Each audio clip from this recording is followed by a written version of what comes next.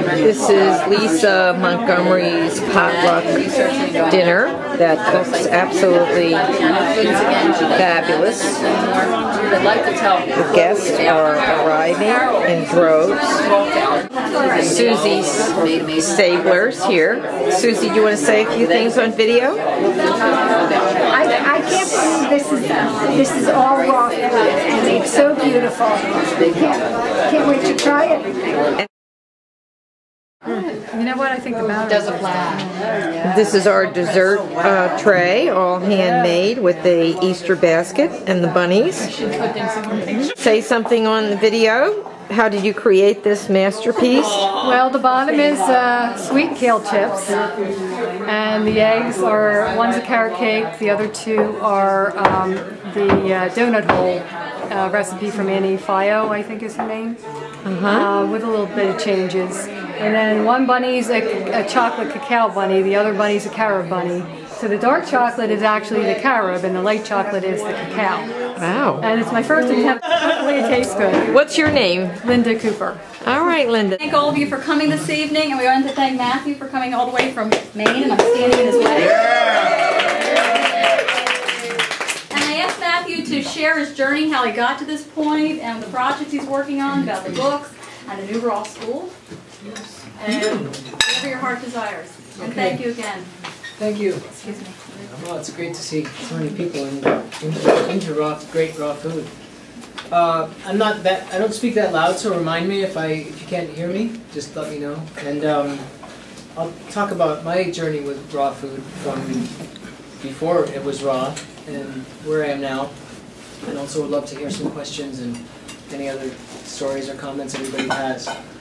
I'm a chef, and I grew up in Maine.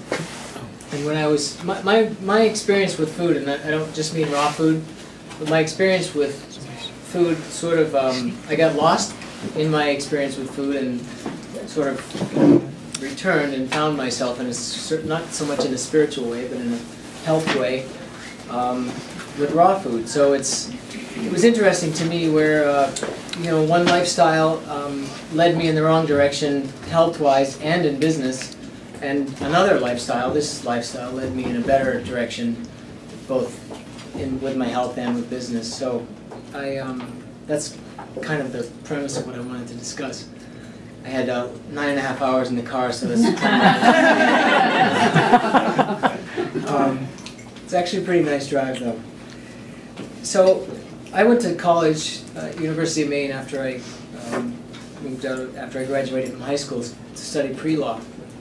And I was always into health. Even in college, I followed the Pritikin diet, which is not a vegetarian or vegan diet, but it was a very healthy diet at that time, especially compared to what my friends ate in college. And it was all about exercise and working out, and really very in touch with how I felt. I mean, if I did one thing, I'm not that rigid, but if I did something that my body didn't like, the quality of my life that day or the next month wasn't the same.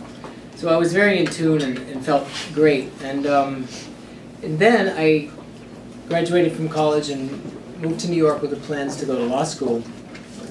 I didn't know how to cook anything. I mean, I grew up in Maine, so we hunted and fished, and the things I cooked were not very gourmet, and I couldn't stand vegetables. I actually used to hide them in my napkin. That was the only way I could get up from the dinner table. I really didn't like any vegetables. One summer I had a peanut butter sandwich every day the whole summer. So, the entire summer. So when I called my parents about a year after moving to New York and told them I decided not to go to law school, that I was going to become a chef, they really thought it was kind of a joke. Because I was never that interested in gourmet food. I only cared about health food, or healthier food, and also because they didn't think I could cook. So anyway, I did. I enrolled in the French Culinary Institute, and it's just something was telling me I wanted to be in the food business, and it wasn't just about the food. It was the social aspect of it, feeding people. I'm a little shy on the one hand with people I haven't met, so this was a way to be social, but also be in the back. You can stick your head out when you feel like it, if you're a chef. But I went to French Culinary Institute, and it's all about reductions in butter and classic sauces, and the food.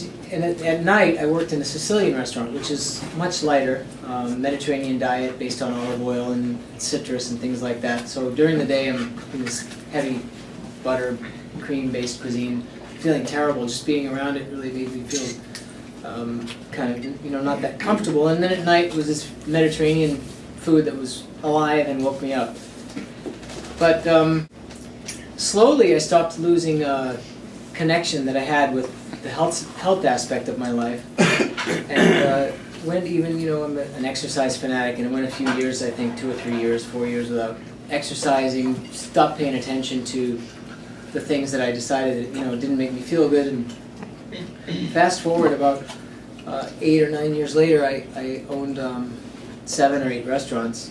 I had this big restaurant company, and surprised my parents, and they forgave me for giving up law school.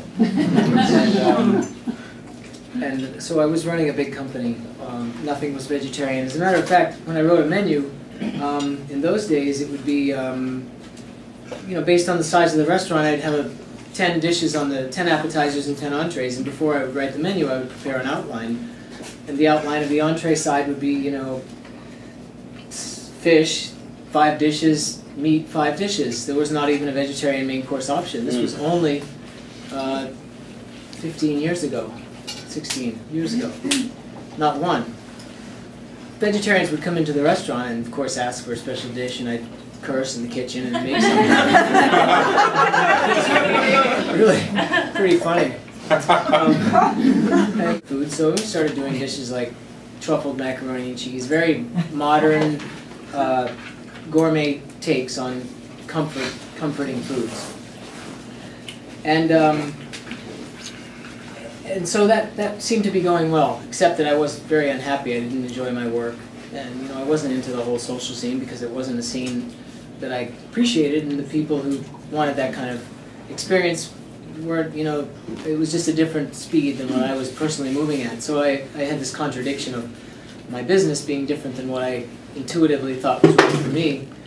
And all my friends thought, you should be so happy, you're having a great time, and I was not really enjoying it. And also starting to get those little health issues that come up. Nothing major, fortunately, but I was a runner, and I started to get some pain in my joints, and digestion wasn't as good, and just a whole number of little things. And as I was getting close to 40, I thought, well, that's just normal. That's what happens, and you accumulate these things. And so it got more and more, and I didn't, I felt worse and worse physically and spiritually, and I felt worse and worse doing my job. Well, 9/11, unfortunate event that we all experienced in New York, it basically ended that career for me. It wasn't overnight, but having 600 employees in New York when the economy, falls through the bottom, it only took me a couple of years, and I was, after that, completely lost everything. I didn't have a single restaurant or anything left, and my health had gotten 10 times as bad. So I'm, this was 2002 or 3.